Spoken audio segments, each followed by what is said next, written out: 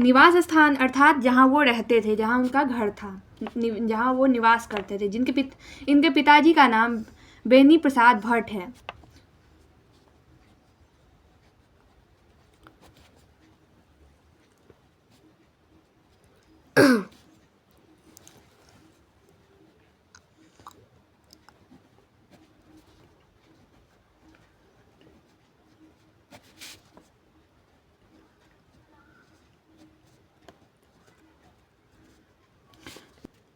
जो कि पेशे से एक व्यापारी थे।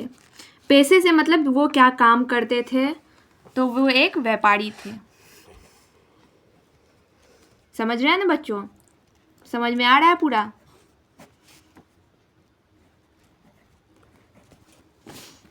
उनकी माता, जिनका नाम पार्वती देवी था।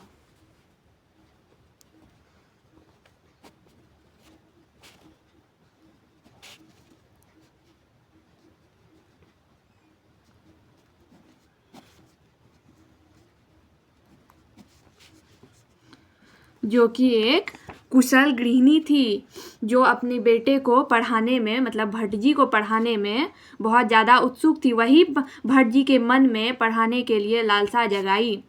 उसको हम लोग लिख लेते हैं जिससे कि याद हो जाएगा।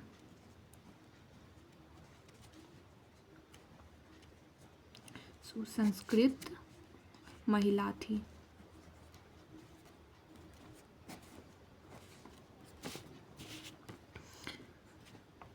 लेखक के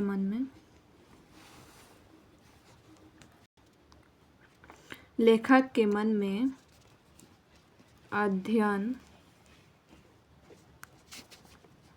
अध्ययन की रुचि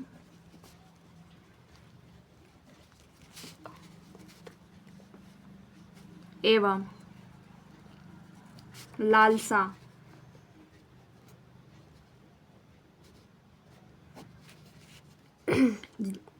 जगाई।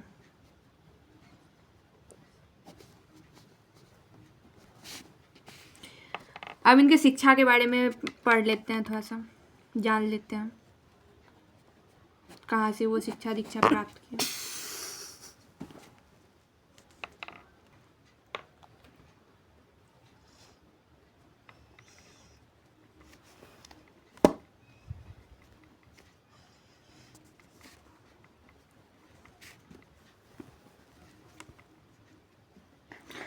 संस्कृत का अध्ययन किया। अरे वाह, इसमें लग रहा है ना कि लेखक को संस्कृत में बहुत अधिक रुचि था। पता नहीं कैसे हिंदी लिखने लगे, हिंदी पे निबंध लिखने लगे।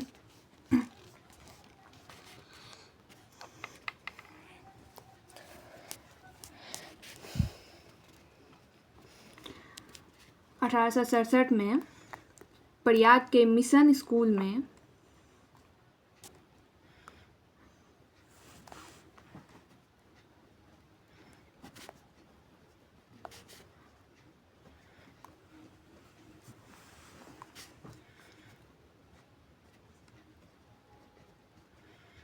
स्कूल से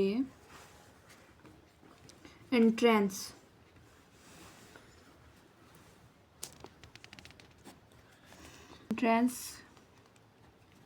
की परीक्षा दिए।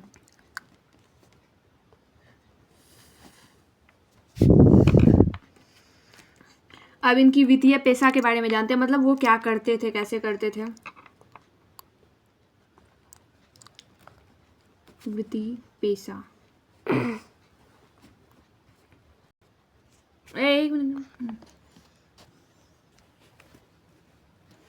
1869 से 1875 तक प्रयाग के मिशन में अध्यापक रहे। 1869 से 1875 तक वो प्रयाग के मिशन में अध्यापक रहे, टीचर। अब उसके बाद 1885 में प्रयाग के सीएबी स्कूल में संस्कृत के अध्यापक रहे।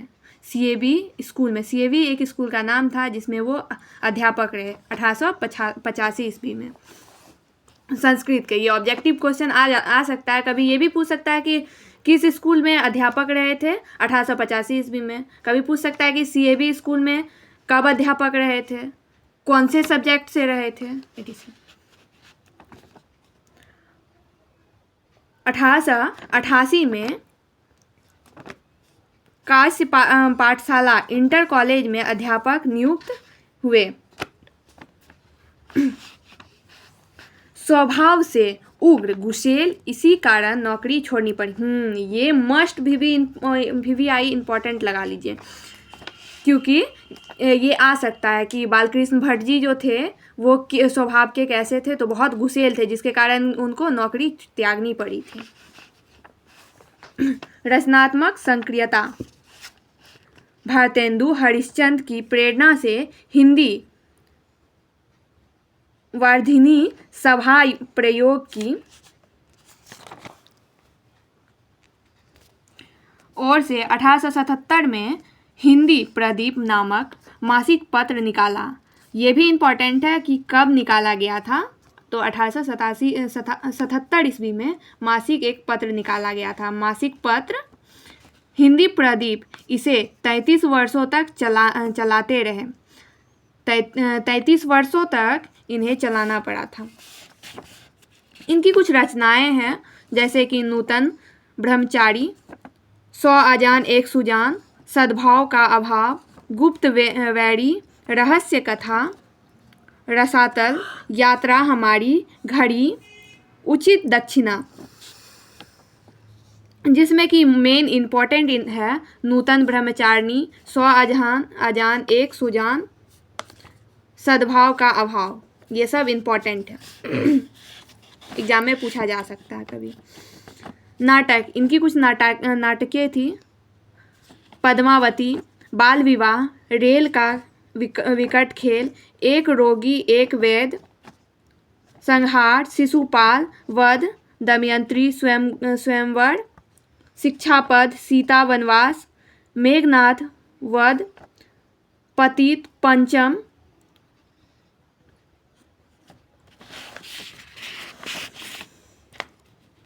ये पूरा कंप्लीट करिए। प्रश्न, जैसा काम वैसा परिणाम, नई रोशनी का विष, आचार, विडंबना। बालकृष्ण भट्ट भारतेंदु युग के कवि थे। ये क्वेश्चन आ सकता है कि बालकृष्ण भट्ट किस युग के कवि थे, तो भारतेंदु युग के। बालकृष्ण भट्ट ने 1881 ईस्वी में वेदों की युक्तिपूर्ण समीक्षा की है। वीडियो देखने के लिए थैंक यू। नेक्स्ट पार्ट बहुत जल्द आने वाला है, जुड़े रहिए हम लोग के साथ। Thank you. Like share and subscribe.